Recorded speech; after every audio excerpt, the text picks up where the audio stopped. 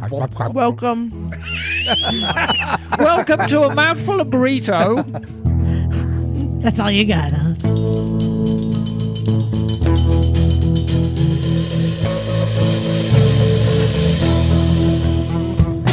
Hello, everybody, and welcome to Motorcycles and Misfits. Coming to you from the Recycle Garage, sunny Santa Cruz, California, USA. Who is in the heist tonight? Who is in the heist tonight? Tell me, darling. In the heist tonight, you got me. It's Liza. Wiggy, wiggy, whack. What?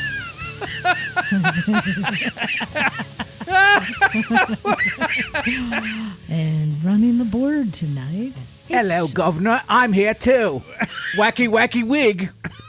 It's Stumpy John. That's what I was going to say.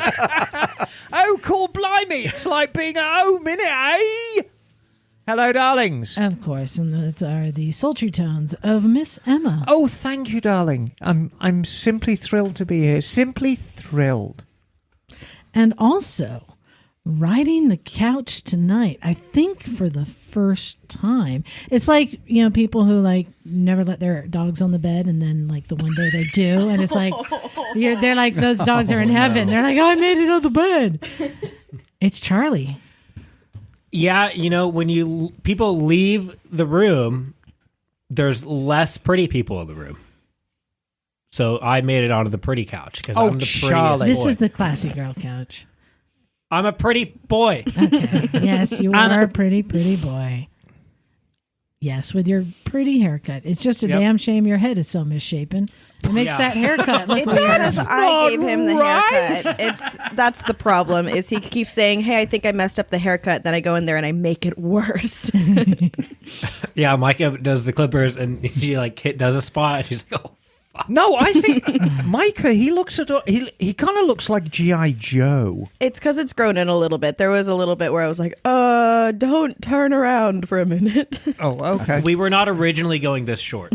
Charley, you look dashing and handsome. He does, doesn't he? And then you heard doing the attempt to do an intro. It's Mycah.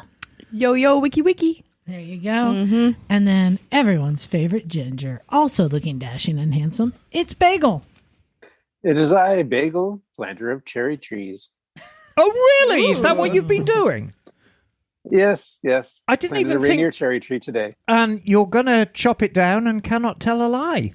Oh, no. I'm going to let it grow. Oh, I see. Well, then you can tell a please. lie and say you chopped it down. How about that? Well, I could do that, yeah. I want a cherry tree. But you know what? I don't know what kind of weather you're having up there, but you don't want to be planting no trees today because they're going to be coming down. I heard. Yeah. John, you had to run home, didn't you? Yeah, the power's off, so I had to go put the generator on. That's the problem with living up in the woods. That's exactly right. Get a little bit of wind and you lose your power. What make is your generator, John? What make is that? Is that a Honda? No, it's a Chinese Shin. Oh, okay. Shin Diesel-matic. It's a Zhongshu. Yeah, exactly. Okay, very good. Does it work well, though? It does work well. Okay, very good. That's all that matters. Don't try to get anybody to fix it, though. Yeah, well, Nobody will touch it. Well, therein lies the problem. It's Yeah. always spare parts and It's- having people fix them. Yep. Well, and speaking of fixing, we did actually the opposite of fixing today. We did an autopsy. Post-mortem? An autopsy on an engine. Poor So, engine. and I want to go back and just, God, this was years ago. I think like 8-9 years ago. When my XS 750 triple, my pretty bike that I built, and I had rebuilt that engine. And for me, it was the first time I had gone deeper than just the top end. And splitting the case is kind of scary, especially when you get down into all those gears and transmission. There's so much stuff you have to remove. And I remember it had that I had to check the cranks, and there was one of the crank bearings had play in it. And so I had to put in, and maybe you know what it's called. What's that putty you put in there? And then you tighten the crank down, and then you measure that putty, and it tells you crazy glue. And it tells you what size bearing to order. Am I right? You're thinking of Plastigauge. Yes, Plastigauge. Yes. Yeah, that was the first time I ever used that, and had to put in new bearings, and that was kind of a big deal for me. That was the second engine I'd rebuilt, and it was the second engine that blew up on me after I rebuilt it. But that's okay. And so I was riding it up to San Francisco doing like 80 on the freeway with Doug and Megan at the time, and started to lose power. And I know when you start to lose power, like, and you're giving gas and there's nothing there, pulling the clutch, get over as soon as you can. And then sure enough, bang. Like it was done. It was done. And since I had spent so much time rebuilding it, I was like, I don't even want to. I set it aside and bought a new engine on eBay. Sometimes it's cheaper to just buy a $500 engine. And I'm sure you were crushed, Liza. A bit crushed. Yes. So I set it aside, and there it has sat. So, for a decade. Yeah. So I decided for all the young people in the garage who we're trying to teach everything. I thought, what a perfect opportunity. And some old people too. And some old people, I know. Both John and I were standing around watching it. I've rebuilt it before, but I'm still like fascinated. Well, the chance to watch Emma just like tear into something like that and just explain everything she's tearing it apart, that's like masterclass right there. Yeah, Nice. and how fun it is for the kids that they're just given tools and hammers and it's like, go for it. And bolt cutters, Yeah. Go for it. Did you bolt cut the cam chain? Well, we had Yes. to. Well, here's the deal. Now, I'm going to explain this. The late 1970s Yamahas with the twin cam had a cam chain tunnel that had a solid bit in the middle. So you had to find the soft link in the cam chain, split it there, and separate the cam chain to lift off the cylinder head. Because there were two. There was a front tunnel and a back tunnel. Are you with me, Charlie? Yes. The problem is, when the engine is seized, you can't turn the cam chain to find the soft link. So what does one do? You get the bolt cutters out and cut it. Or a grinder. Or whatever. Sawzall. Because, cam chains are cheap. So that's what we did. Got the bolt cutters out. It was great fun. Yeah, and I didn't know what was wrong. So one of the things we discovered when we took the cylinder off is that the center crank, did we say it's the XS750 triple? The center crank had a lot of play. Yeah, the shells were gone. Done. Big end shells. And to me, I was like, wait a minute. I redid the bearings. How could that have grenaded so fast, But then we found another thing that's a clue that is kind of weird.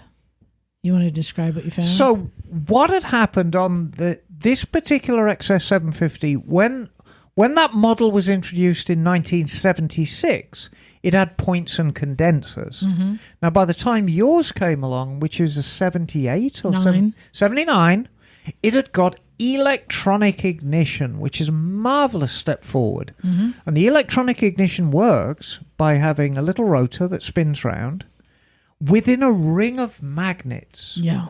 That looks like a ring of magnets. And as the rotor passes a magnet, it sends a signal up, a magnetic signal, to the ECU, which in turn sends a signal to the coil and says, spark now, please.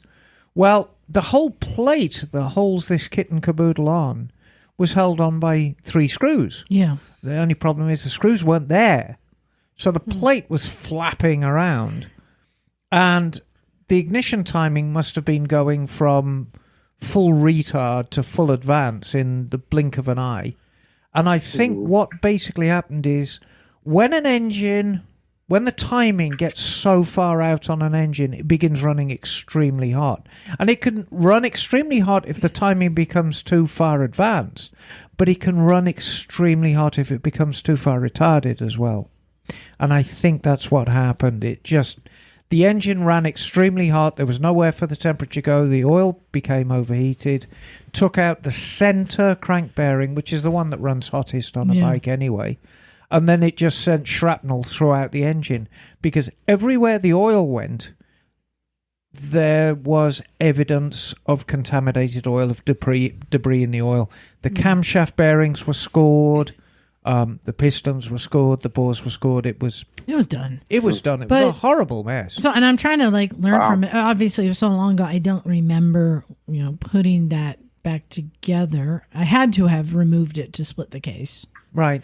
So, is that needed? Is that because I didn't put Loctite on those Yeah, screws? perhaps. It's kind of weird that they were out, not just loose. They were They gone. were out and in the bottom of. Did you case. find the screws? Oh, Okay, so you put They them were in and sitting in the they bottom of the back out a case. little Well, because it's a side case, it's separate from So, like, the engine case. truthfully, my guess is perhaps you might have been distracted when it was time to screw Yeah. them up.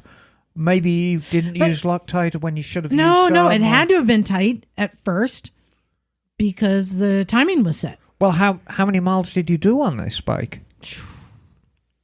I'm not sure. Maybe I did a couple rides on it.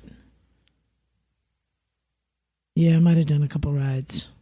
Okay. Yeah, anyway. Well, whatever. But I mean, that's interesting. but that's the post-mortem. I mean, it was Yeah. it was what we call in the industry a catastrophic failure. They get more catastrophic than that when the rod actually breaks and pokes a hole through the front of the casing and Yes. says hello. That's really a catastrophic failure. I almost And that did would have Yeah. been, had you continued riding after you'd lost power, that's probably what would have happened. Yeah, but it's fun for the kids to get in there and rip it apart. And already they were learning about why you have different sizes of like socket wrenches, Yes. and how to get leverage, and even need like the different types of needle nose pliers, Right. Why they come advantage. So that was really cool, and that's one of the things I love is teaching the tools and learning why you have And, different sizes and it's- shapes and curves. it's not just having the tool and not even having the correct tool. It's having instruction on how to use it and how to use your own body to its advantage. You can have the correct wrench, but unless you actually understand torque and how to multiply the torque applied by using the weight of your own body, it's only half a job. So we tried to teach them everything, and they were enjoying things. I suspect Ellie was a little more focused than Lila today. Yeah, definitely. Lila wanted to ride the mini bike. She had that I know. I want to ride the mini bike look. Well, the funny thing is, they've been helping me clean up, and Liza helped me put all the old tires into the trailer. I said, as a reward, you get to do something really cool. You get to take apart an engine, which then turned into work. She's like, oh, can I do something else? I think I thought they'd be so excited. No, truthfully, I think your definition of reward is separate from other people's. See, if someone says reward to me, I expect to be handed a gin and tonic. Okay, tell me. I want to know from every single Tell me person. why. Oh, not When you get to use a hammer, is that not a reward? When you get to Absolutely whack not. something, Absolutely. that is awesome. No way. We already Depends. established Depends on who you're hitting, I guess. my favourite tool is my 20-pound brass hammer. Yeah. This is how good hammers are. It was good. But yeah, thank you for helping them, and hopefully it was a learning experience. I had a blast. Yeah. Yeah, well, you know, did. yeah, it was fun. I took a bunch of pictures. I'm going to post them. But right now I have an announcement. And this one is going out especially to certain listeners of ours. To all you lonely hearts out there who are sitting listening to us on To your our own. listeners in New York. Oh, those City, guys. In San Diego, Oh, San Francisco, yes, Miami, yes, LA, yes. Las Vegas, Houston, We don't have that many listeners, do we, Liza? Seattle, Austin, and Denver. Do you know what all those cities have in common? They are sprawling metropolises.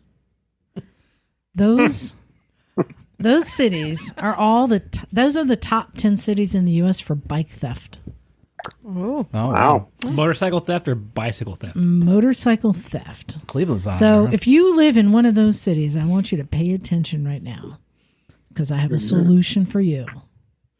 Because once again, this episode is brought to you by SysApp, which is a motorcycle tracker and rider's mate. SysApp is a monitoring device without a contract, so there are no monthly fees ever. And these are some of the features that SysApp provides. And this is why I want you guys to pay attention. you'll have real-time location of your vehicle in case it gets lifted. And I think the common thing, a lot of these cities, people are storing them on the street. Hit and crash notification. How many people have come outside and found their bike knocked over on the street? Well, this would notify your phone immediately. Towing detection, right? Same thing. If your bike gets moved at all, you get notified immediately through your phone. But it also lets you share your routes with your friends, and it keeps a trip history list. It also gives you a battery level control all on your phone. And it's really easy to install. It's just a little black box that hooks up to your battery. That's it. And SysApp is offering a 15% discount to our listeners. Even if you're not in one of those top 10 cities, this will be good for you because, I mean, all over the world, this is a huge problem. And then for some places, it's like little scooters that aren't worth that much, but to the person who's riding it, it may be their livelihood, you know? To get this 15% discount, you're going to use the code MM15, and you're going to go to syzapp.com. That's SIZZAPP.com. It's brilliant, very easy to use, and it only takes 30 seconds to install on your bike, and I highly recommend it. So there you go. That's SysApp for ShizApp. Ending with your pee-pee. Yes. Nice. SysApp for ShizApp. Let's see. I wanted to catch up with Mycah and Charley. It's been a while since you've been on here. And Mycah, for you, we've kind of followed your career from, being on the passenger on the back of Charley's bike to riding your own bike to now being an instructor to now you're at the point where you're lecturing to me. I do this for a living. I'm never going to live that one down, am I? Nope. Trying to give someone instruction out there. And Mike is like, taking charge. Do you want to listen to me or not? Well, I know what I'm doing. I literally teach people motorcycles for a living. So maybe the things I have to say sometimes. You may have a lot of good input. I only heard you say, eyes up here. Eyes up here. That's because she was looking down. They were looking straight down at the ground. If you're looking at the ground, that's where the motorcycle wants to go to. Maybe you want to go into the ground. You don't want to be jumping constantly. That's what I tell my students all the time is you go where you look works vertically too. Keep your eyes up. And I don't know that we've talked much about your big announcement. Do you want to share your big announcement? We purchased a motorcycle together. Yeah, we're getting married. Yay! Actually, Emma's going to officiate our wedding for us. We had breakfast with her this morning. Because I am a licensed minister, so it's going to be a wonderful party with the most fantastic people, the most beautiful venue imaginable. Yes. We're doing a campsite in the woods. We literally just rented out a campsite, and we're just gonna be like, cool, now it's a wedding. Nice. That's great. Very excited. And Emma, I had offered you if you $100 if you can slip a word into their wedding vows without it being noticed. And that word is anal. Well, you had a list. You had a list of words, and you were saying $100 per word, and you never said anything about it being noticed. Yeah. So if you can get anal into the wedding vows, what I'll give I you could $100. do with that, you see, what I could do with that is Emma, I'll split it with you. I could actually pronounce it annual and just say, oh, it's my British accent. I actually said anal all along and demand $100. Oh, no, I pay my bills anally.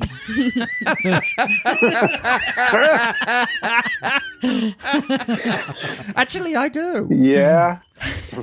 Wow. There's a reason we didn't ask Liza to officiate. And Charley, you were working on your, did we call it your race bike? It's a track bike right now. Track bike. Not until he races it. Track bike. I want to race it. And We're getting there. Get into A group first. Your track bike is? A Ninja 400. Which is, I think, a smart decision. It's because he saw me having the 300 and being like, I want a 400, Yes. but they're more expensive. And he was like, okay. And he bought himself a 400. Well, I rode the 300. It was just a lot of fun. Yeah, well, and Mike has a 400 too. I think for both of you, that's a very smart bike. They're very popular, common. Tons of fun. Yeah, tons of fun and enough power to beat Mycah. Well, there's so many track day people who use 400s. I mean, Ryan from Feel Like a Pro, one of our dear friends, whole fleet of 400 Ninjas. And it's funny how it's kind of gained that status. For a long time, it was the R3. Everyone was like, oh, you got to get an R3. And the R3 is still a fine bike. But it seems like the ZX400 is the one to have these days. Yep. They're tons of fun, and it's great having the 300 because all of the people who are racing the 300s are now racing the 400s, so the race parts are cheap. Nice. Yeah.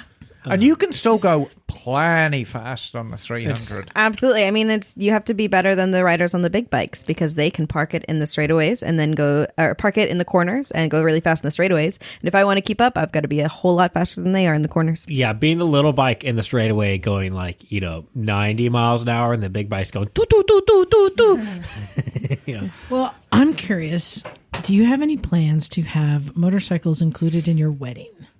Yeah, we're going to have, I'm looking at all the little bikes around the room in here. We've actually ordered a whole bunch that will go on our tables for our centerpieces, and we'll have our bikes out there. My dress is orange. It'll match the wheels of my MT-07, and so I'm going to take pictures of that. We'll have the bikes out there, and I'm even telling a story about us and motorcycles in my wedding vows. So there will be lots and lots of bikes included for sure. Nice. And are you still looking for an electric mini bike?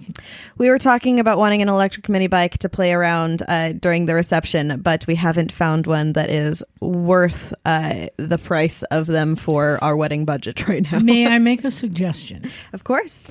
You're welcome to use my mini bike, but are you willing to both ride on one? Because we could take that seat off and build a larger bench seat just to make it better for, for that.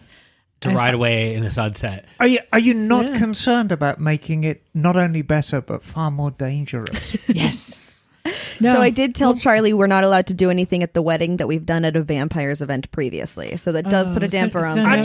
So no drunk goggles. No drunk goggles. Okay. No shooting dildo people jousting with the paintball guns. Can I make a suggestion, which I think is a far great, because you were thinking, Liza, of just doing a seat where Mycah and Charley were sitting in front of one another. Mm-hmm. Why don't we do a bench seat going across so they can sit side by side on it? And then we each hold a handlebar. Yeah. Perfect. Oh my gosh. We one can do person that. has the clutch, one person has the brake. Yeah, you do it on the little electric mini bike. We'll just do a bench across. Awesome. We do a bench across. And you can both sit. We'll just have to wait until my boss leaves. We should get a second. Let's get a second one and make a chariot. Well, Mycah, of two of them. That would be your awesome. Your contract says nothing about bench seat motorcycles. It just says something about wearing gear. So as long as I put on my gear, then we can do this terrible idea. Sounds great. A helmet, put a jacket over your wedding dress, wear jeans underneath it, you're good. Perfect. I'm always up for good, bad ideas. Well, speaking of good, bad ideas, guess what time it is? What time is it? It's game time. Oh, I like that. Well, but you know what? This one is good. I'm really excited about this. You know why? Oh, God. It's not my game. Whose game is it? Oh. Mycah is the game master tonight. This is Mycah's game. Kept that quiet. Yeah. Mycah, you wanted to share what the game is? Absolutely. It's called Ride, Own, Discontinue. If it sounds a lot like Fuck, Marry, Kill, weird. It's Fuck, Marry, Kill, but with motorcycles. Okay. So I'm going to pass this bag around, and everyone grab 3 little pieces out from there. And Bagel, if you want to play, I'll choose for you. Yes. Oh my God. Is that a scorpion helmet bag? You don't see those. All right. So, yeah, you just have to choose which one you would ride, which one you would own, and which one is not worth riding, which should be discontinued if it has not been already. Oh. Do you get to look at these, can we say or is it on instead the of spot? discontinue to crush? Crush is just fine with me. Let's do crush. Perfect. Because some of these would be heartbreaking to crush. That's true. Some of these I Okay. would readily I don't know. crush I them. like discontinue so- because that removes it So, from everybody. so what's it again? It's ride, own, crush / discontinue. ride, own, crush. I like that. Okay. I'll pull 3. All right. Who's going first? Charlie? What are your 3? Wow, I'm on the spot here. So we're going crush. So I've got the. I think I'd ride the 6. The 6. So wait, name the 3 first. No, this is suspenseful. Name your 3 first and then say them. Sick Jixa 1000. Yes. Yamaha R7. Oh. Vespa 300. Ooh. Um, Oh. All right. So, I don't know. Well, I would own the R7. okay. Oh, yeah. Mm-hmm. Gosh. Bagel, get your hackles up. I'd probably ride the sick Jixa. And I'd crush the Vespa. That hurts. That's mainly because I've never ridden a sick Jixa. I would absolutely crush that sick Jixa, so I'm glad that you picked it, not me. I think if it was discontinue, though, I would discontinue the Gixxer. Oh. Well, Because it would remove that. It would save so many lives. Yeah, I think crushing makes it hard. You want to let Bagel have his turn? Yes. Bagel. All right. You have a Honda CR 500, 2-stroke. a Buell 1125R, or Ooh. an MT-07. And knowing that I have an MT-07, be very careful with your words. Wow. The CR500, is that a street bike or a dirt bike? That's a dirt bike, bike. 2-stroke. It's the killer. It's a death machine. It's a death Yeah. machine. Okay. But it's in dirt bike But it's trim, like one of the right? but coolest it's bikes awesome. in the world. It's the best way to die ever. All right. And the second one was the Buell. what was it? 1125R. That's like right Wow. before Buell folded. That was that really nice sport bike that he made. Geez, this is a tough one. Wow.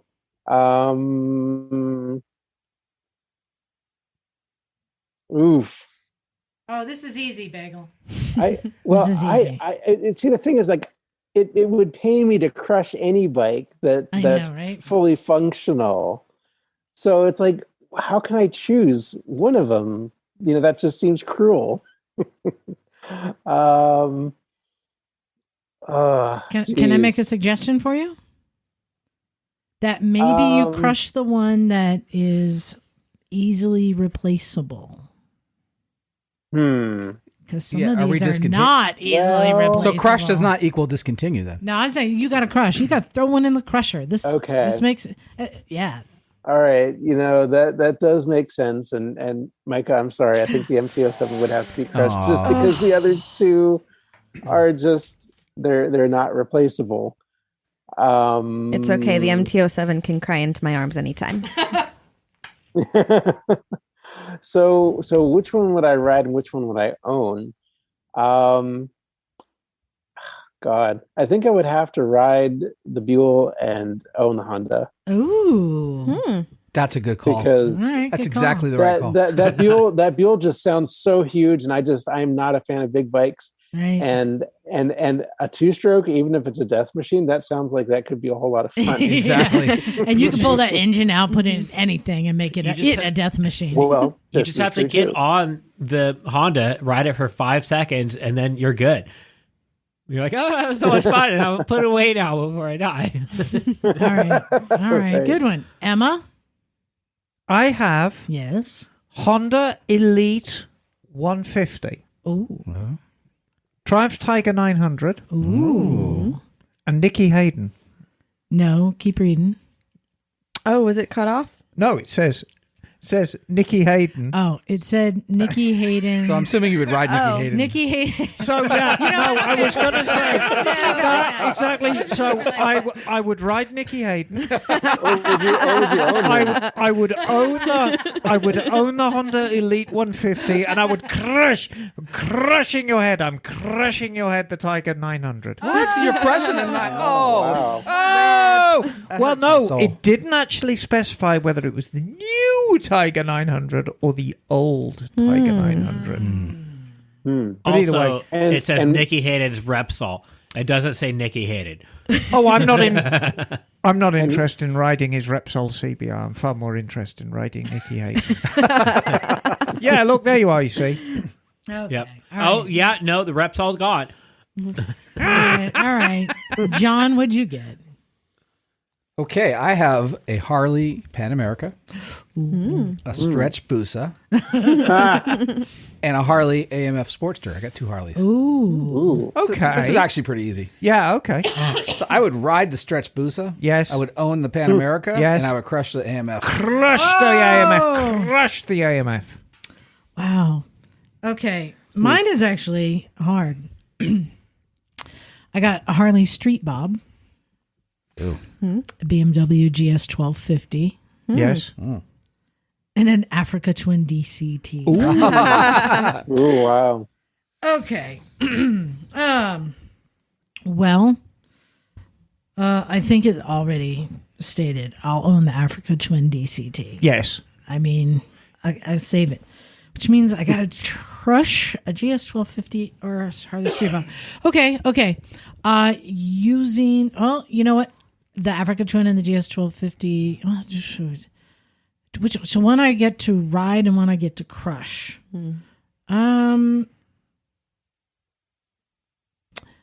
That's hard because am I just riding it around the block? Am I riding it cross country? Oh, God I'm almighty, gonna you're making go- heavy weather of this life. You know what? Here's what I'm going to say.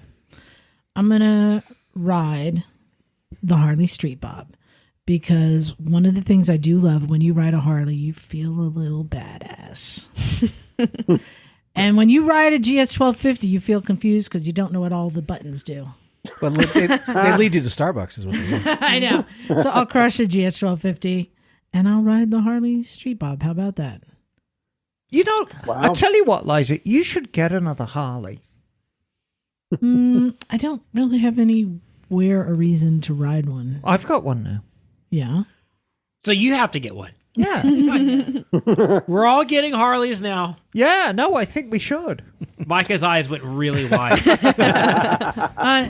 we have? Do you want to do another round? Yeah, Or we've got enough for him. let's do another round. All right, go for it. All right, Bagel, I already picked some for you. Okay. You've got an Indian Chief, the Honda CM400A, and a KTM EX350.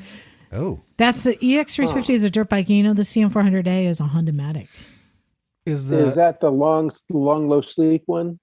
No, I mean it's a little CM400 cruiser, but it happens to be the Honda-matic, which makes it kind of interesting. is the chief an Right, old this chief is- or a new chief? It's an old Chief. Okay, and this is the Honda-matic's a recent bike, right? No, this is like a 1970s Honda-matic. Oh, this is the 70s Honda-matic. Okay, Yeah. gotcha. or oh, wow. early 80s. What was it, Emma? Late 70s, early Yeah, 80s 78, I think. for the Honda-matic? Yeah. Yeah. Yeah, Prince had one. Yep. Yeah. It's the Right. purple rain bike. Purple rain. Ooh. Yep. Purple rain. Wow. Okay. So, and the other choices again. Remind me one more time. It's an KTM EX350. It is a Honda CM400A or an Indian Chief. Okay, and if this is like an original Indian Chief from like the 40s or 50s or something Yes. like that, Yes. I would own that. For sure. That is cool as hell. Out of the other two,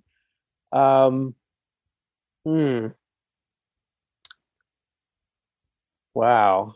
The CM400, and what was the other one? One more time.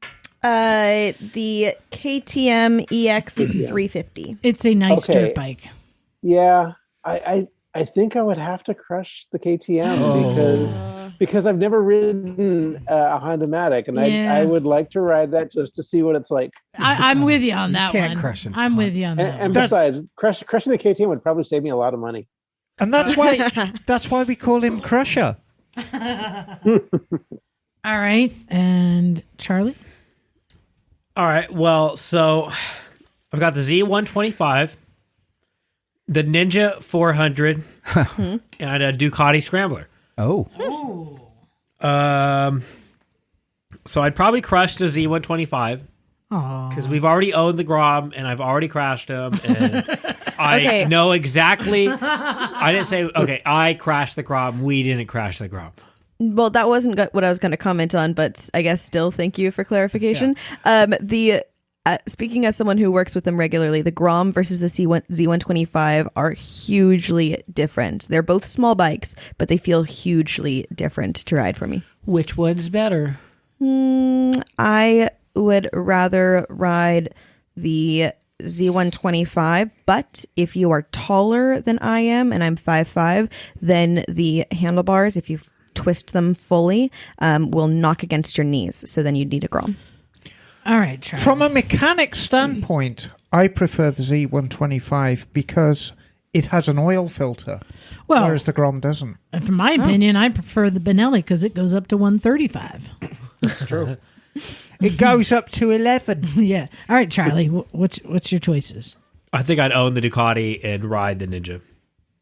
Oh, and crushing the... Because I can buy another Ninja. Yeah, exactly. And the Ducati That's would fair. be a lot of fun. I would love to own a Ducati Scrambler one day. I think they're gorgeous bikes. Yes. I would destroy that motorcycle. All right, Not in the Crusher. Emma, what you got? Mine are very, very easy. Okay. I have a Grom, Yeah. a Veta Mystery Ship, Yeah. Ooh. and a Vincent Black Shadow. Very, very easy. I would own the Honda Grom. I would ride the Veta Mystery Ship, and I would crush the Vincent Black No, you can't do that. It raises the value of all the other ones. Oh, that's painful. No, you would not. Yes, I would. Yes, I would. And I'd put like a hood with two horns coming out of the top and put a forked tail on and dress in red when I'm doing it. Is this because of all the Vincents you've worked on and you don't like them anymore? No, I love Vincent. So, the reality, look, I'm just making it entertaining. Of course, the Grom's going to go in the Crusher. I was going to say, send your complaints to Phil at Cleveland. Yeah, exactly. So the serious answer, unfortunately, the Grom has to go in the Crusher. Okay. And I think, much as I would like to own a Vincent Black Shadow, I'll tell you the difference between a Vincent Black Shadow and the Veta Mystery Ship. Every year, another Black Shadow or two shows up.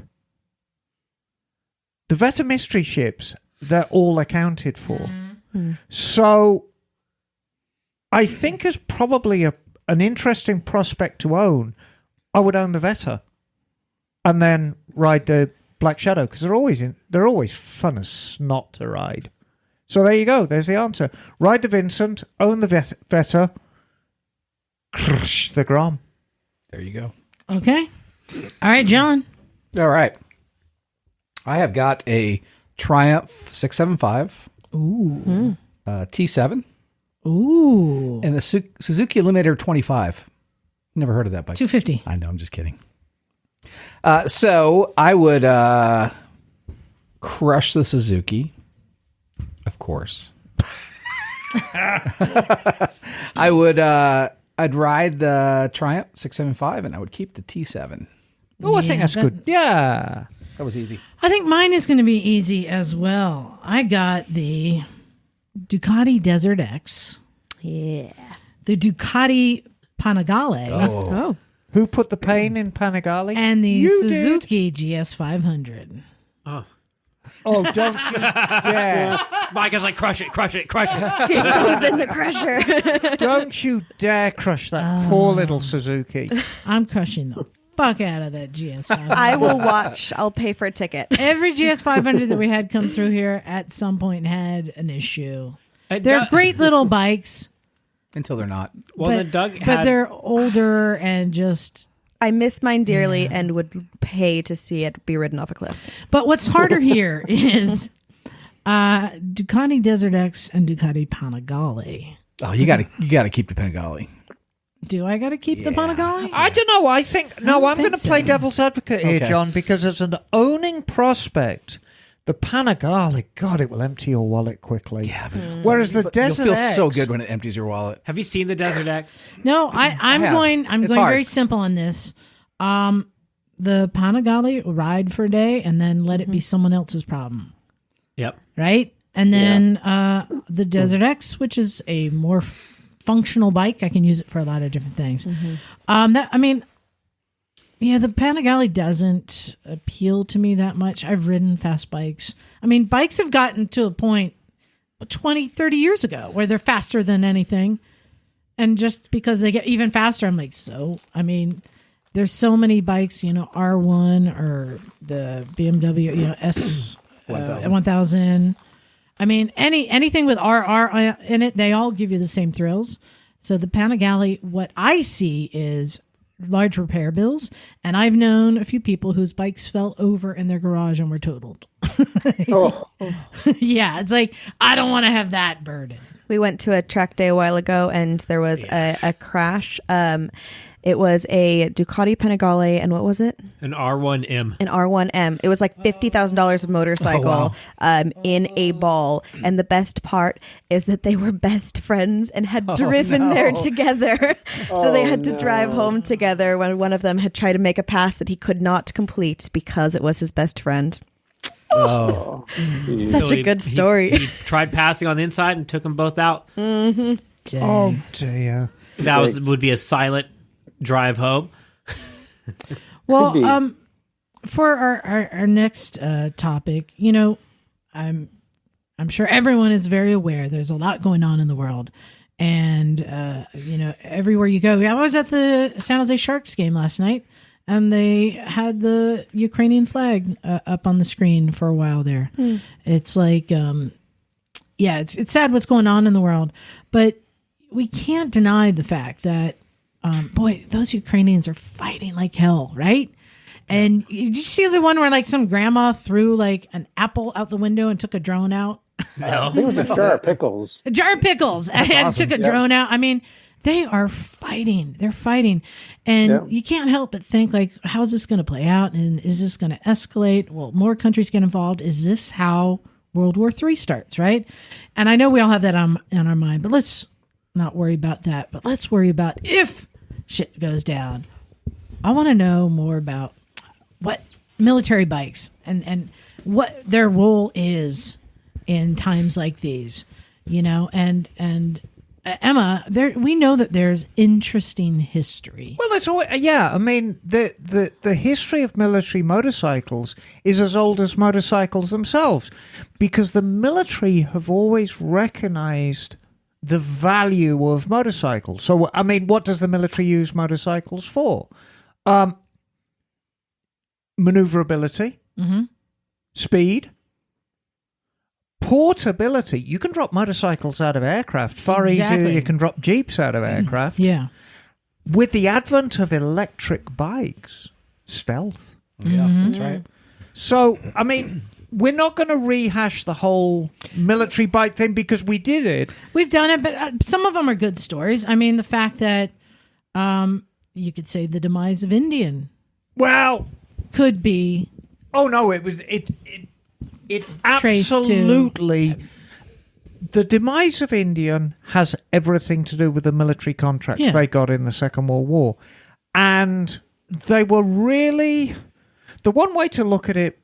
Indian were victims of themselves because they were seen as a far more engineered bike than a Harley Davidson. So the army, when they were looking for newer ideas like shaft drive, like turning the engine the other way for better balance, they turned to Indian. So Indian put out all these prototypes, and believe me, building a prototype bike costs a crap load of money.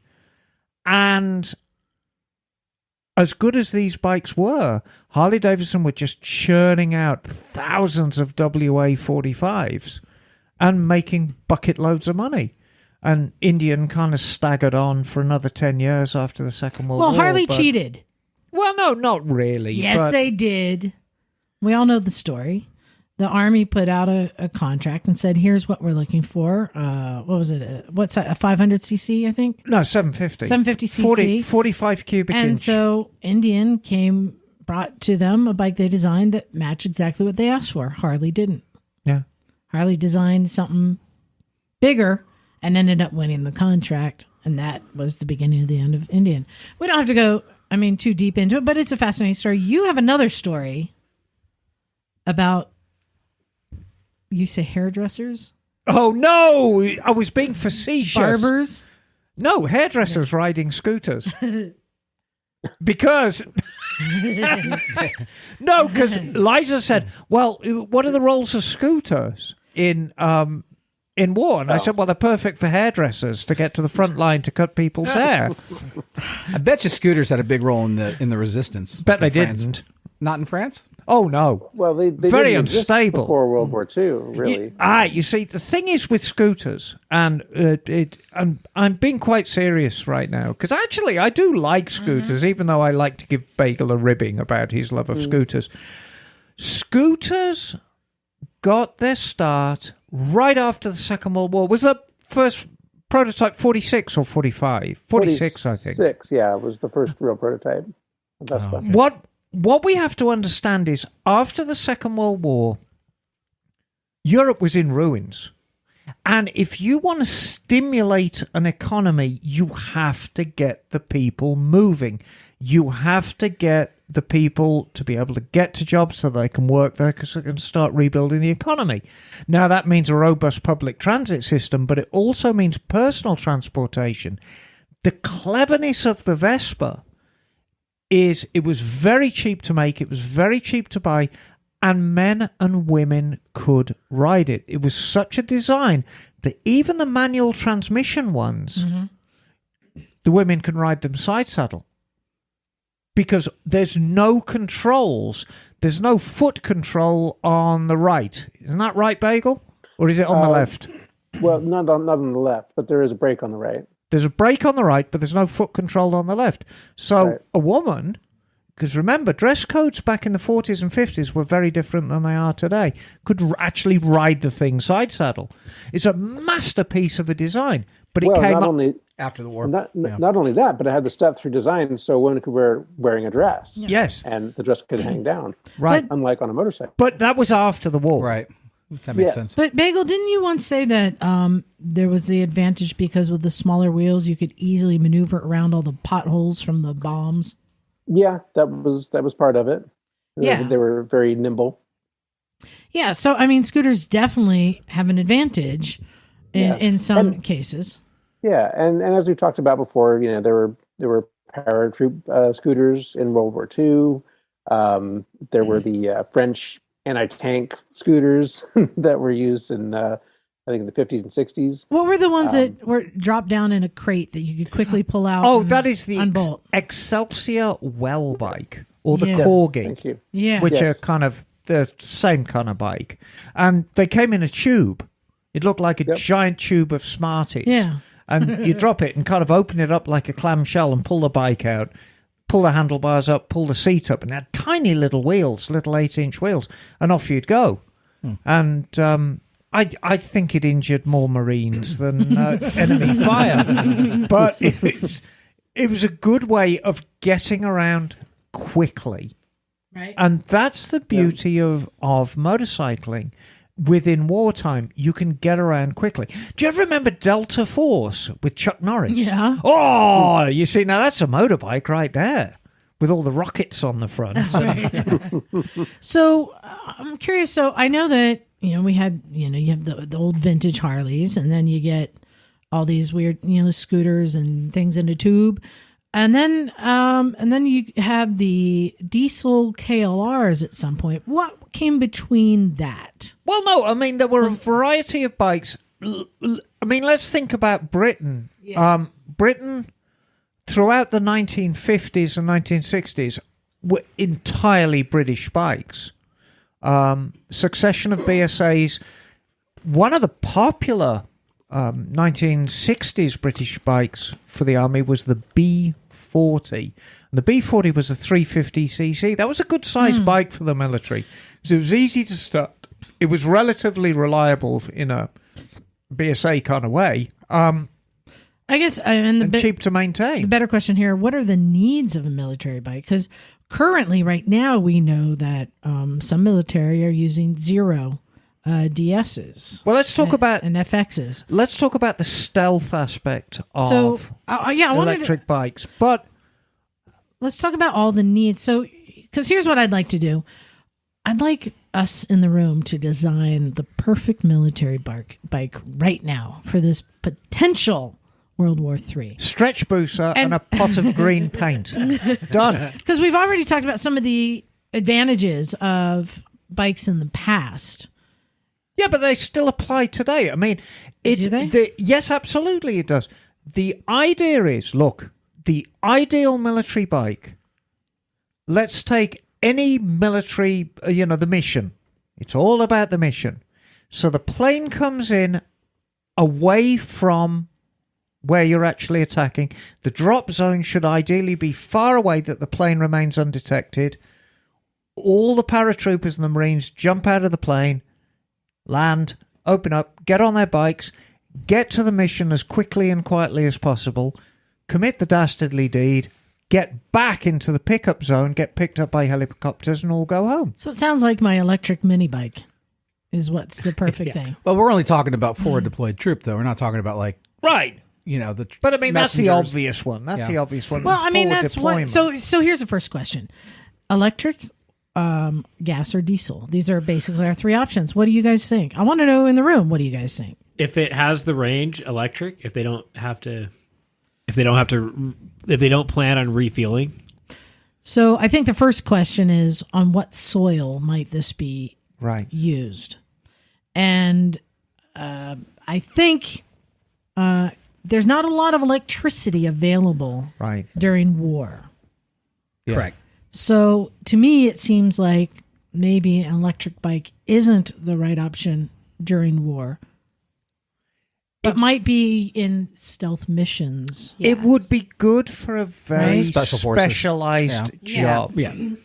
I think diesel then, right? Because it has to be Exactly. something that is easy to get the fuel to the everything. So all the tanks and all of the Jeeps and everything, if you can I just keep telling you have guys the KLR is the diesel. perfect bike. I'm telling you. Yeah. Well, the whole reason there is a diesel KLR is so they don't have to have gasoline when the entirety of the fleet is diesel. Right. Exactly. So, I mean, the diesel KLR has been used for a long time, but I wanted to pose some other potential bikes to consider. Hydrogen. I know, I was going to say the Ural with a sidecar. Do they make a diesel Ural? They should. I don't know, but I think you How many could. diesel motorcycles have there been? Is it just? Very few. Yeah. Very few. I think Enfield played around with But diesel for a while. It seems to me having something with a sidecar to be able to carry gear, weapons, and possibly a companion or two. Well, And parts and shovels So and what tools. is the advantage over a motorcycle and sidecar than a light military Jeep? That's a really good question. Mm-hmm. Well, I don't know. To me, it's easy to repair. you could have multiple weapons emplacements versus just the one. Right. All right, so that's And a good I point. mean, but I mean, there must be advantages because if we go back to the Second World War, The Germans use a lot of the it. German army, particularly in the desert, used a whole slew of BMW and Zundap outfits and very, very lightweight Kubelwagens and God knows what, which are tiny little Volkswagen-sized cars. Yeah. So Half-tracks. there was clearly an advantage. They had motorcycle half tracks too. Right. Yep. Oh, the Kettenkraftrad. Yes. Yep. The motorcycles take up less of a footprint, so when you're transporting on aircraft or railway, you can fit more vehicles on them.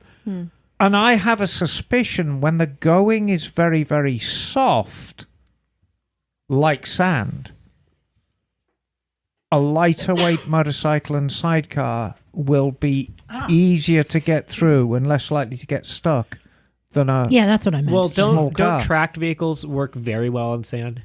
Yeah, but there's an inherent weight with the tracked vehicle. I mean, even the lightest tracked vehicle is going to weigh 20 times more than a I mean, motorbike. even just having one less tire to worry about the replacement for, having more availability. If you have the same amount of tires around, having vehicles that need less tires can make sure that you Well- have more for issues with attrition. There's also like the small Jeeps or whatever, and carry like what, 4 people, where the sidecar's going to just carry 2. So you have to have 2 sidecars for the equivalent amount of people. Well, you can have one in the front of the motorcycle, one in the back of the motorcycle, one in the sidecar. Yeah. So there's not that much of a difference No, there. the sidecars for your dog. So here's another Would it be suggestion. would it be an attack dog It would be a German Shepherd, of course. with a gun? Yes. And like laser, with a Hauser. like a laser beam on his head as well. So here's another suggestion to consider. Name Chuck Norris. now, I You know could this name one- the dog Chuck Norris, and that'd make him like more aggressive. I feel. So I know this will sound out of left field, but hear me out. Are you guys familiar with the 1960s bat cycle? Yep. So Seriously. for the youngins, you may not recall. So it's a bat cycle with a sidecar, and Robin is riding in the sidecar. But wait a minute, the sidecar is actually a little go-kart that he can ride off of the sidecar and go do-do-do-do-do-do. And I thought that's kind of cool if you have it be able to become 2 separate vehicles. Oh, it'd be very adaptable. Now, we do a more modernized version, but what about something like that where it is a sidecar that could separate? See, if you did the sidecar as an electric and the main motorcycle as a gas or diesel, then the sidecar could zip off on its own power without having to brake. Or For better the stealth still, mission. right? Yeah. So you could put the dog in the sidecar, Yeah. and then you could remote control it, and you could drive the You dog. could strap a bomb to the dog and just blow the whole thing up. Yeah, exactly. You could drive right. the dog Somehow I into feel the this war has gotten zone. out of control. No, I think it'd be look at that lovely dog. Boom. And then boom. Instead of Jesus take the wheel, it's dog take the handlebars. Exactly. Okay, so you didn't like that one. No, I thought it was great. I don't know how we got to suicide dog. All right, so it seems to me, so is it better to have something very lightweight and nimble like a dirt bike? Or is it better to have something heavier like, with a sidecar that you can carry? Well, it depends on the job. Yes. I hate to say it because, it's so easy to hate on them. I really think the KLR is getting towards, for a military standpoint, the KLR really is very hard to beat. And Right, if you do the electric, the diesel engine in it, and I know exactly why they did it's for the simple reason of fuel delivery and supply. Yep. Because remember, when you're in the dirt, you don't need to do 80 miles an hour. You're doing like 30, 40 tops. So a diesel engine's perfect. You're pulling from the same fuel supply as the tanks, the same well, actually not the tanks, because the tanks run on something different. They're And I feel like any application where you would need a really high speed. Bagel, what you got? Well, the other advantage too to having a diesel is that you can fuel it just with plain vegetable oil if it's set up right. So it's very versatile in terms of fueling. But the other point I wanted to make, the military diesel KLR, does that have an electronic ignition or points? it'll be electronic ignition. Oh, it would be. The only problem with that Well, is hang on, diesels don't really have an ignition. a They glow have plug, glow yeah. plugs Yeah. to get them Well, started. true. But they don't need ignition to actually run because it's all based You're right, on you're compressed right. fuel. Yeah, So that's you a have great the point. ignition, So- the glow plug to start it, which is an electronic device. But after it's running, I mean, that's it. Right. Yeah. So you don't have to worry about computers really on that bike either. It's essentially diesels are very, very simple. right. So it'll still run after the nuclear blasts go off, right? I like the idea that if the army invades the north of England, all they have to do is break into fish and chip shops, and you've got fuel. You see, Yeah. for Okay. the KLR. Okay, wait. well, I've got an idea. We just take the KLR and in the milk crate that's on the back, we put Liza's mini bike. So then you have the electric one for the little missions. All right, so I'm pointing There up you go. on the shelf. There's a military bike or two up there. There's also a SWAT bike. There's a SWAT bike. And those are, I believe, is that an XR250 or I think I might be an XR 400. 400R? So I'm going to say, I think the perfect military bike is actually going to be something like an XR or a CR 450R DCT. I think because here's why. You want to have a hand free to like shoot stuff and things, right? Yep. So if you have a twist and go DCT, you don't need the clutch. You can like, right? Your hand is free.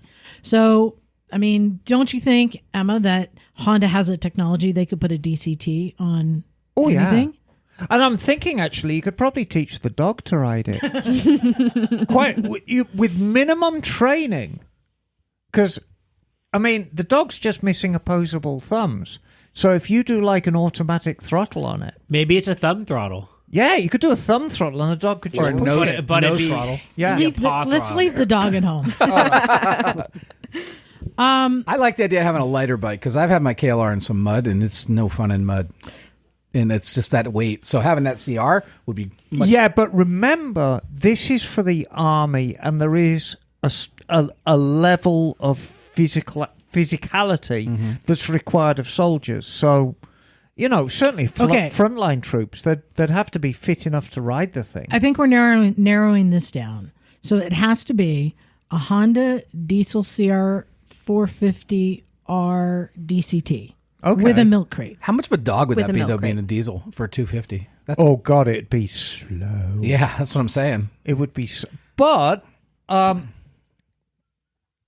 when when the Army or the Marines or even the Navy issue a requirement for a vehicle, usually it's a very, very broad perspective, and you'd be surprised how low a top speed is required for a lot of these things. Wow.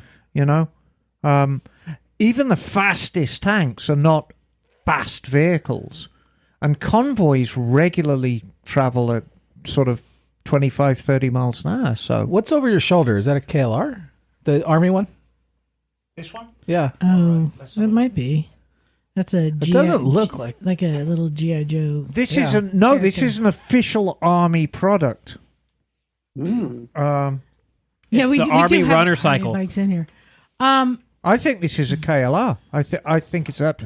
I think Gen 1, I think it is. so it might be a diesel. Maybe. What kind of power does I don't a want to diesel- open the. Can I open the box? No. Oh. It's an unopened toy.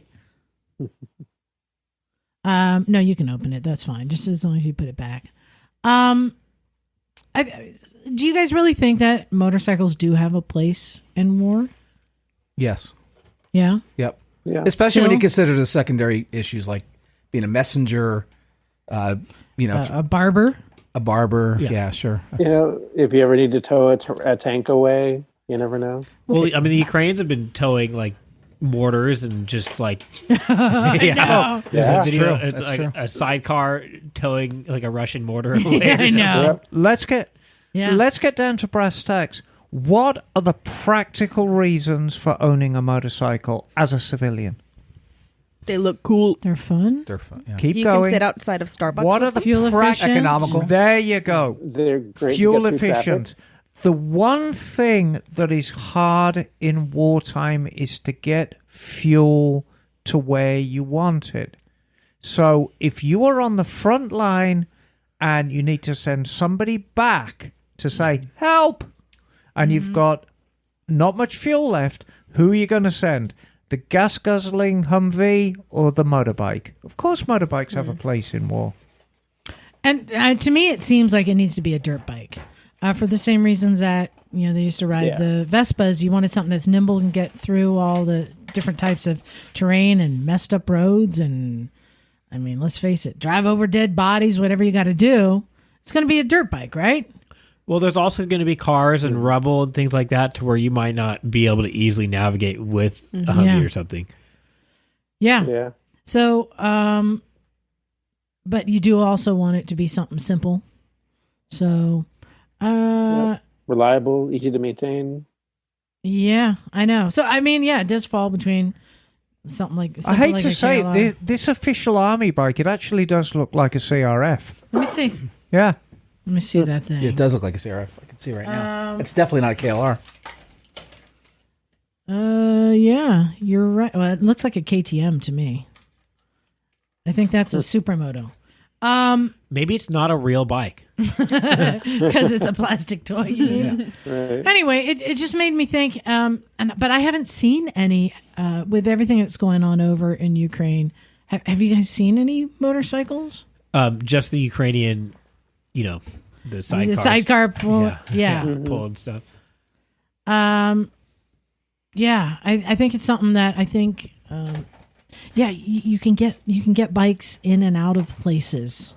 Well, and I don't think they're necessarily good as a front fighting vehicle, but for everything else, as far as in between lines and whatever. But Emma, if you were to be sent in on a mission, Yes. and you need to get into the city, what is going to be your bike of choice on a mission to get a message Electric helicopter. to the lieutenant? No, I mean, you want something stable, you want something quiet, and you want something relatively quick. That's a very good. Well, quick compared to how fast a convoy normally tank. moves, right? Yeah. I think given my choice, I think I would be a zero. I think if there was bike. electricity around, a Well, I zero mean- FX. An FX, yeah. And you have to remember when we were at Vintage Days, I rode Phil's all weekend without charging it because I never went faster than 30 miles an hour. And it lasted a long time because I wasn't dealing with any drag, wind drag. So, What do you think the range is if you go 30 miles an hour? 100 miles easy. Easy. Right, Bagel? Depending on the battery size, but which model are you talking about? This is on the FX. I think if you're going slow, If it's the new one, I think you could do that. yeah. So, and that's part of the thing is the Zeros and all the electric bikes are getting better and better ranges. And so this year, that might not be quite as good of an idea with electricity available with that kind of stuff. But as they keep getting better and better, they're going to have great ranges plenty soon, I'm sure. Well, Emma, thank you for rewrapping that. If I was in Ukraine right now, I would want a gas bike. yeah. Just because Totally. you know that you can steal gas from somewhere and go for it. Yeah, from a lawnmower. Exactly. Yeah. True that. Well, I would take a CRF 250. That would be my choice. you know what? No, I'm sticking with the Zero because it's the military. They'll have extra batteries ready to swap out. There you go. They can drop them from a plane. You could just drop you a gallon of gas and same thing. It'd be much easier. Well, I like the stealth though. I like the idea stealth. of moving around quickly and It's the quietly. same choice for zombies as it is. I mean, do you think you could? for Ruskies. Do you think you could drop a crate with solar panels on top of it that could charge them? It's too complicated. It's not going to go fast enough with solar panels, unfortunately. Yeah. Yeah. Simple is good sometimes. Now, which bike would you choose if you wanted to strap a big gun to it? Euro. Yeah, I'd want a sidecar then. Yeah. Probably, yeah. I'm thinking like a Harley. I think a Harley or a Goldwing. Yeah. You know, I know. you don't need a sidecar. You just need a big platform. Kit it out Just- with knobbies and everything. Yeah. Yeah. Or a trailer, Mm. Oh, yeah, that's true. Yeah. you know? I like Have your the artillery pulling on sidecar a trailer. because it's already a platform that you don't have to stop and set up. Here's what I'm going to do. I'm going to send Jocelyn Snow in on a GS 1250. She'll get the job done, and she'll get through anything. Okay. I like the idea of a Goldwing 1800 with knobby tires, and then the seat that goes across the bike, so we can have three abreast. We can have one in the middle riding the bike, and then one either side operating the guns and bombs. Yeah. And the dog in the back. It'll be kind of like And then the dog in the dog top is back. case. Yes. Yes. All right. The dog. You can just take Bring that Chuck. van seat. You can take that van seat out of the garage and just weld that right onto the frame. It'll All kind right, of make so- it like an old World War II bomber with the side turrets. Yes. All right, now that the dog is back, and just so you know, just make an announcement. I'm diverting the conversation. The Something dog new here. never went away. But this is something that's been on my mind, and I'm hoping we can bring it back. And Mycah brought it up. I miss the milk crate. It was much more common to have milk crates on bikes at a certain point. It was. and they went away because they're not cool. I think that they are so functional, and I think they are kind of cool. I think they need to come back. What do you guys think? You should design a Motorcycles and Misfits official Milk crate. That would be incredible. It really would, wouldn't it? Absolutely. Perfect for chariot racing. And I have to admit, Emma, Right. were you there that year at Vintage Days when we were watching the pit bike races, and there was a dude on a little Honda trail bike with a milk crate in the back with a water bottle that kept threatening to bounce out as he's racing around, and it was the most exciting thing ever. Because we were actually running bets on whether it'd stay in or not. And it stayed in. That's great. I know. It was on the brink so many times. I want to bring back the milk crate. So here's a question: Does the milk crate need to be redesigned to make it more appealing to bikers? No, I think the milk crate is perfect as it is. And I mean, part of what you must do with the milk crate is choose the colour that clashes the most with your colour scheme or the bike's. Well, do you think it just became harder to mount milk crates on the bikes with how modern frames and think pillion seats are designed? That's part of it. If I could fit a milk crate on top of my top case, that would be awesome because it's already got the holes in it. It's That is a good point because think of efficient. all the bikes, Emma, like the bikes in like the 70s and 80s, and they had those luggage racks that were milk crate sized. Bagel has his hand up. Yeah. You know, I think one of the drawbacks about the milk crate is that it's open and you can't lock stuff in it because, you know, like our sponsor was mentioning earlier, you know, there's a lot of theft going on. Mm-hmm. So what if you could design a milk crate with a lockable lid? Then it becomes a top case.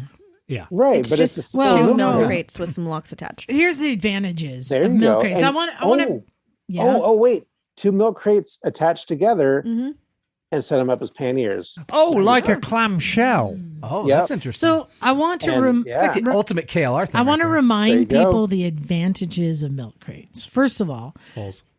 because of all the holes, you can strap anything to Yeah. it. Bungees can fit anywhere you need. Yep. True. And my famous story is I one time went to the hardware store on my CX500 with milk crate on the back, and I carried home 10-foot sticks of PVC that I shoved through the holes on my milk crate. Nice. Yeah. Okay, I've got a milk crate redesign idea. Yeah. A milk crate, but it's like one of those laundry baskets that can fold up so you can stick it on the side of your bike or in your top case so that you can have that extra storage the minute that you need it.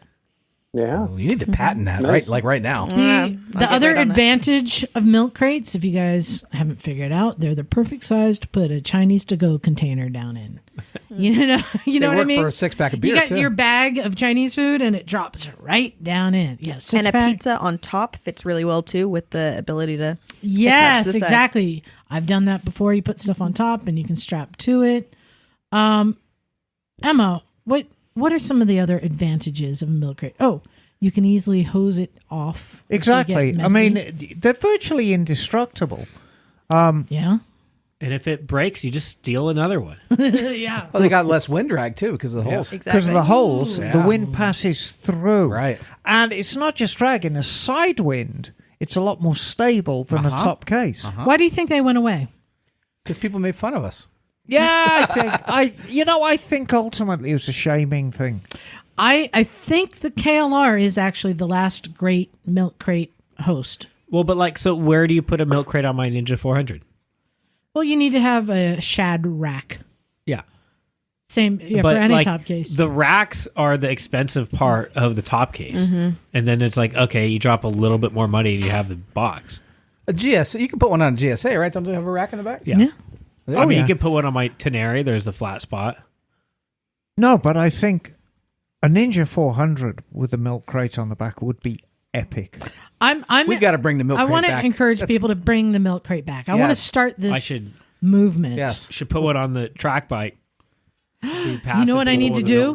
That You grab a beer when you're in the middle of the track. It's full of speed holes. I need to Phil at Cleveland Moto if you are listening. Because I'm buying the Benelli 135 from him for Vintage Days. And I already asked him to put knobby tires on there. Do they make a rack I could put on that I could put a milk crate on? Because that would be the ultimate that would be vintage days bike. Great for the swap meet there too. I have a milk crate yeah. idea. Milk crate fairings. It adds more airflow so that the bike is going to stay nice and cool. Interesting.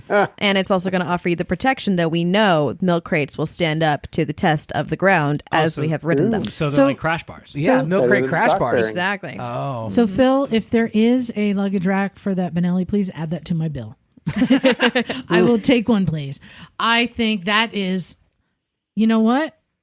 And I think that might be a great military bike too. A little like Grom or Benelli or the Z125 with a milk crate on the back. Talk about fuel efficiency, right? Yeah, put and you Small. True. Yeah, but is the milk crate big enough for the dog? it's big enough for a mortar Depends tube. on your dog.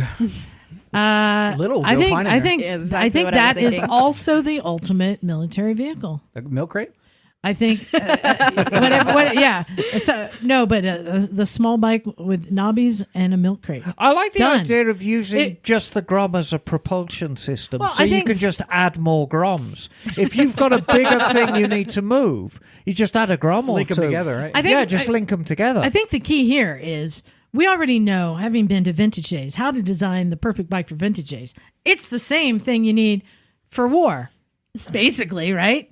If it's perfect for Vintage Days, it's perfect for war. Yeah. Right? Yeah, it is. Seriously. Just put some like logs on it, and you have some armor.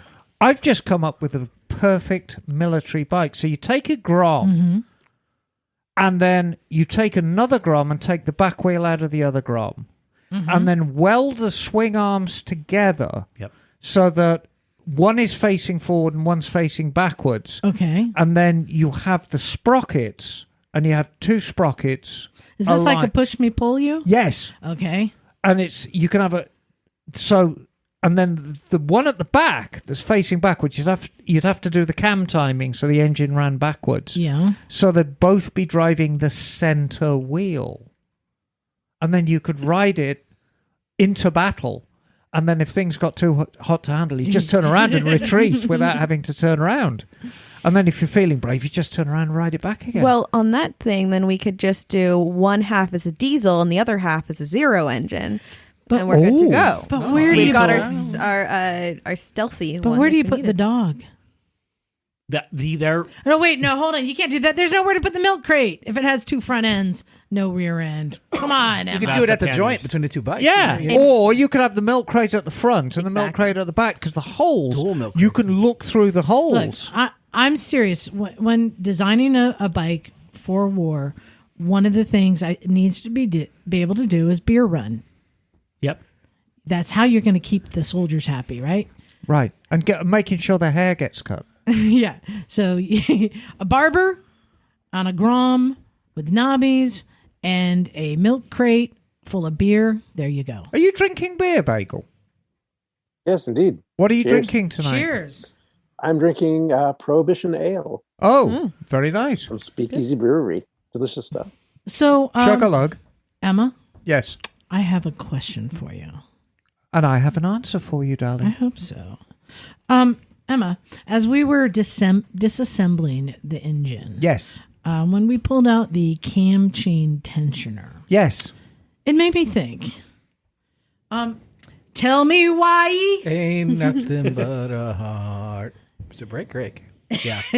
The cam chain tensioner, the thing is pushing against the chain, which is constantly turning, Yes. doesn't wear out faster.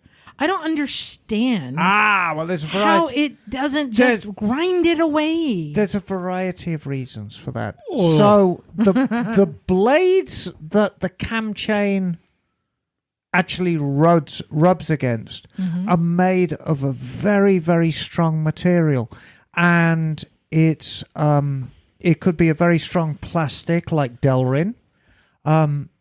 They have used a paper composite material in the past, which is basically crushed up. What? That blew my mind when you told me that. Yeah, no, it's like a phenolic resin, and it's like resin mixed with like wooden paper products, and it's extremely dense. You know, Chrysler used to make carburetors out of that stuff Oh, wow. called the Thermoquad. It had a wood body. But the thing to remember, and I'll tell you this, Liza, Tell me why. when you consider a cam chain blade, Yeah. it is a blade. It's quite a long thing. It goes all the way from the crank up to the cylinder head. And the cam chain is running on it full length. So it's not point contact. Oh, So okay. think so about it's that. spreading. Well, There you go. It's spreading wear. oh, interesting. Yes. Because, yeah, that's always something I'm like, how is it not just grinding it away? I mean, we know, like, if you get anything near your chain on your bike, it's just going to grind it away. Well, so if you were to pull that cam chain tensioner blade out, start your bike and just kind of push the end of the blade into the chain, it would chew it up because it's point contact. But that's not how cam chain tensioner blades work. They work by being molded to the exact shape of the run of the chain, and so the chain is rubbing on the entire length of it. It's very clever design. And manufacturers do often screw up. I mean, Honda in the 1970s famously had terrible cam chain tensioners, and even the mighty Jaguar in the late 90s, the 98 first generation XJ8 had the most terrible cam chain tensioners. KLR has a horrible cam chain tensioner. Yeah, and they just break. Harley Davidson's too. The twin cams, the tensioners break up because they molded the plastic out the wrong stuff. So, Okay, yeah, that was something. When we get into the engine, I always come up with all these like questions, like, how does that? And back to the thing with the paper. Was it like an epoxy resin or something? What was it? How is the paper come into play? Is it just like the binder? yeah, it's just a binder for the resin. Just a binder. You see, I mean, what's the binder in glass fiber? Fiber. Glass? Thank you. Yes. You know, it's resin and strands of Right. glass fiber. Yeah. Yeah. And resin with wood fiber is what they used to make Trabants out of. There in you Germany. go. Oh, that's right. Duroplast, they called it. Right. I remember when Matt had his Trabant and he got in an accident. The car just exploded, basically. Yep. Just had Didn't his- James roll one? Well, they got T-boned and it Yeah. flipped, and somehow they were fine, even though the car was made of fiberglass. Not fiberglass, cardboard. Yeah. Cardboard. You know, and resin. But yeah, they're very lucky to be totally fine from that. somewhere on YouTube, I wish I could remember what it was called. There is footage of them doing the final fit and finish on Trabants in the factory in the 1970s. It is the funniest thing you have ever seen because it's all these long-haired East German louts with giant rubber hammers just pounding the crap out of brand new Trabants doors and hoods. And they're like, doesn't So fit, they- fits now. Yep. So they fit properly. And this one guy's giant man, he's got like his feet are like in violin case sized boots. And he just knees into the front of the car and just pulls the hood. And then that doesn't work. So then he just pounds on it and slams it a few times. And it's the funniest thing you've ever seen. But, you know, hey, they leave the factory. Trabants are great when you put the Hayabusa engine in it. Yes. I got an announcement. Hey, if you have not yet checked out our new website, motorcyclesandmisfits.com, I redesigned it. I've been selling shirts. I got shirts for sale there. If you want one of the new shirts, you can buy it. It's in the store. But I also have a few leftover of our old shirts for only $10. What a deal. Check it out. I got pictures up there. I've got links to our videos, all sorts of stuff. I keep coming up with more things I got to add to it. But And yeah. just consider it's not just a T-shirt. It's the only item of clothing you will wear that just changes your social standing the moment you put it on. I mean, look at me. Yeah, exactly. Well, in fact, Bagel, you're looking very good. People can't see. And now I'm going to share something with the room that no one else can see. Our friend Robert got his shirt in, and he sent a picture of him wearing his shirt. And but nothing also, else. but also it's a little bit of a top tip. He was on the ground putting a tire on his wheel, and his glasses were falling off. So he came up with a solution to keep his glasses Oh, that's brilliant. from That is falling off. absolutely brilliant. I'm going to share it around. I hate when that. I What hate is when the that A happens. top tip from Robert is he took some Oh, superb. he took some painter's tape and taped the glasses Nice. to his forehead. Nice. The struggle is real on that. Painter's tape doesn't leave residue. Yeah, I need to do that. Robert, you're brilliant, brother. That is awesome. All right, so yeah, know that's we- funny. And I should point out a valuable fashion tip also. A top tip? Well, A top tip, putting blue tape on your face, always edgy. I love it. But he looks so good in the t-shirt. I've got some more top tips from our friend Cam. And he says, I've been putting together my DL1000 lately, and I thought maybe I could share some little tricks for making broken parts work again. Real recycle, reuse ideas. We like those. He said, I decided to try and save money and not replace the cracked plastics or even the brake and clutch levers that were broken because I had spent so much on other parts already. So he says, here's what I did for the cracks and splits in the plastic parts. And I've never done this, so this is a good tip. He used steel window screen and a soldering iron to strengthen the backside of the crack. Just held the pieces in place while pressing the screen into the plastic with the hot iron. So it just melted it in. He says you can still see the crack from the front, but it looks like a scratch, and it's as strong as ever. It's a good idea. I did this to to repair the rear fender, both side covers, and one hand guard too. That's a good tip. As for the levers that broke, the ends, the balls on the end, they were still functional, but just shorter and without the ball end. So he just drilled, tapped, and bolted the ball back onto the end of the lever. It'll never come off now. He also, this one is good, you guys, pay attention. He also made a big backrest support and milk crate mounting bracket. Yes. Nice. This afternoon that he's pretty proud of as well. Just a 1/4-inch plate of aluminum with a bend and some holes in it. He says, I didn't spend any more money than I had to on this bike because I plan to put some off-road tires on it and try to get used to its weight and power in the fields when minimal traction is available. So I may just drop it a time or two. Something else that he learned that saved cash was not replacing the twisted up handlebars. He said Honda ATC 185 handlebars are the exact same size and shape as V-Strom bars. Wow. I Who'd know. have thunk it? He said he had an old set of bars in his barn, and they were even chromed. He just had to drill new alignment holes for the controls, and that was it. He says, I'm not sure what tires I'll put on the bike yet, thinking maybe, I don't know this name. Is it supposed to be Atlas? He says Analyst Capris. Is that supposed to be Atlas? I'm not sure. Analyst Capris or Kenda Big Blocks, which I'm happy with, will likely depend on price. Any suggestions? I would like to feel out a 30/70 tire on the road a bit too, ride it to work and back a few times.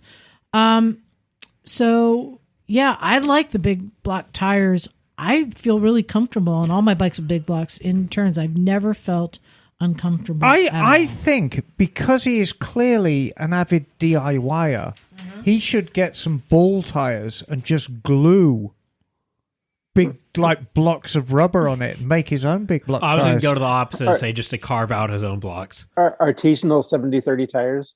Yes. And he sent some pictures of all his repair work. So thanks for that. I love the idea of those screens. That's absolutely That is a great idea. superb. That is a great idea. Something Yeah. with the levers. You can buy lever savers for pretty cheap that are just a piece of rubber that will go over the end of your current lever with a little ball end, takes the sharp end off and makes your levers last a lot longer. Ask me how I know, being a motorcycle safety instructor, having people drop their bikes at least once a class. Here's a top tip. As a repairer of motorcycle training bikes, I can attest that probably half the bikes in the fleet have lever savers on them. Oh yes, we are very good friends with lever savers over here. All right, John, what you got there? All right. So this is from Aaron Gestrab. Hey, Aaron. That's okay. So, all right. I just got to say, putting a small screen in this little garage and having your YouTube videos playing is Hey, thanks for watching our YouTube videos. And the background on this lovely 20-degree day in Tennessee is quite awesome. Ooh. It was 70 degrees yesterday, great motorcycling weather, and today 5 inches of snow. Gotta love Tennessee weather. Yes, I'm from Tennessee. But lose the accent. Dad was born in northwest Iowa. Mom was an Air Force kid and traveled the world. So I sound a bit more like, I don't want to say that. Okay. I'm finally getting around to tackling the valve check and possible adjustment on my 05 V-Strum. Thank you, Miss Emma, for your kind email with a bit of helpful information. You are amazing. Yes, she is. Bike has Yes, I am. 23,000 miles and lots of nice farkles. I'm especially proud of the electrical work I've done on the little dash plate I made for it after I broke these Italian-made ones. I got the shirts you guys sent. Love them, and thank you very much. Love you guys, and your shows are the most amazing group of individuals in the whole bunch of you. Oh, thanks. Keep it straight up and on 2 wheels or one. Y'all have a good one now. Included are some pictures. Thank you, Aaron. That was awesome. Let me see those pictures, There you and I go. want to see what you chose to. What? So. Charlie, while she's looking at that, I see why you didn't want to say that. Yeah, exactly. you guys, I'm seeing another perfect bike that we're talking about. I'm all over it. Do you see the red one in the Yes, corner? I was 30. I was going to break in and say this. See that red one in the Yeah, corner? I see To the your red left, one. to your Same left. No, left, No, left. the corner. adventure scooter. The Honda Adventure Scooter. That's the one. Oh, No, Mike is shaking her head no. Why not? I don't like anything that I don't have a tank to hold on to it. So I'm just not a scooter Yes, person. that with a milk crate. Maybe the milk crate. That basically is the DCT. Exactly. Anything where if I go over a bump, my throttle goes, whoa, with my hands, I'm not interested in. She's calling you out, Bagel. Okay, but we're not sending you to war. I think that's a great bike to have right there. Emma, do you have something to read? I do indeed. This is from Kelly Birch. Hey, Kelly. And he said, and apparently this is for me. Emma, darling, a number of months ago on one of the podcasts, you shared that you were sad to hear of the passing of Neil Jameson. I had never met Mr. Jameson, nor ever had been to his little museum in Pacific Grove, which is truly sad considering I live in Squarts Valley, just up the road from Recycle Garage, and a few short miles from PG. All this is true. Yesterday, I went on a wonderful pilgrimage. I got on to my 2013 Thruxton and rode down to Carmel Valley and had a wonderful time introducing a friend of mine to the Moto Talbot Museum. Cool. As I nice. pulled out of Moto Talbot, I recalled you mentioning there was a museum in PG. I decided it was just a short couple of miles over, which indeed it is, so ventured to find it. What a lovely gem. That is such a wonderful place of history. It is such a charming little museum, isn't it, Liza? Anyway, Bob, my friend Bob, who apparently is the president of your fan club, was a wonderful host and gave me some great history to some of the bikes there. I'll tell you the truth, however. The bikes he was most proud of there are the ones that you put your spanner to. Oh, that's very sweet. I wish I had the opportunity to meet Neil before his passing, but thank you for your introduction to his legacy. And I swear one of these Sundays I need to drive down the road to meet you all. Last week, I had the honor to be invited to a memorial for Mr. Jameson, which was held at the museum. And I will share with everyone here, because a lot of people got up and made speeches, and some were quite long-winded, and some talked, I suspect, more about themselves than about Neil. And I was asked to speak, and I wanted to keep it short, and I stand by the words that I said. And it was very, very simple, that every single person who knew Neil, their lives were better because he was in their life. He was an amazing man. He was a wonderful collector of motorcycles. He was a wonderful curator of motorcycles, and I miss him terribly to this day. And there's never a day that goes by when I don't spend a little bit of my day thinking about Neil. And I have to ask, is the museum secure in staying? The museum is indeed secure. Okay. The entire collection has been turned over to Neil's daughter, Stacey, Okay. who is very, very keen to preserve her father's legacy and to preserve the museum. And changes are coming to the museum. So a lot of the shabbier bikes are being booted out. More of the bikes in there are going to be restored. And more of the bikes in there are going to be running and running well, because we have neglected the fact that some of them aren't running anymore. And one of the things I was proudest of when I was curating the museum is virtually every bike in there was a running bike. Do you have any interest in getting the Triumph back? My Triumph? Yes. Oh, no. Oh, no, it belongs in the museum. Okay. The Bonneville? Yeah. It's not that old, right? It's an 08. Yeah. No, I think, that bike, I had my fun on that bike. It was a pivotal bike for me for a number of reasons.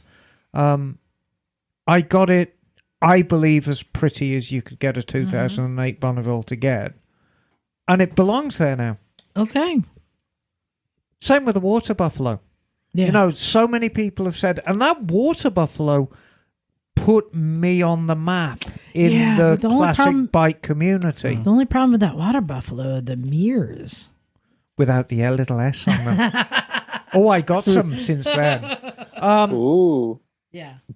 But, she told me the one thing is not perfect on it. I have to bring it up every time. I remember. The other, but the true thing, I think it belongs in the museum now and not in my hands. Yeah. The other museum I really like is the one in, if it's still there, one in Solvang. Yeah. Well, they've got a Nimbus. Yeah. I mean, dear God, Yeah. there is a Nimbus in California. Amazing. Yeah, He has a VR 1000 there. Of course. He's got some There's amazing another one that BMWs my friend too. Bob owns. Yeah. Yeah. Charlie, do you have something? Wait, there's a VR 1000 there? Yeah. They have a VR 1000 and a Britain? Mm-hmm. How? A lot of money. He has a lot of money. That's exactly right. Wow.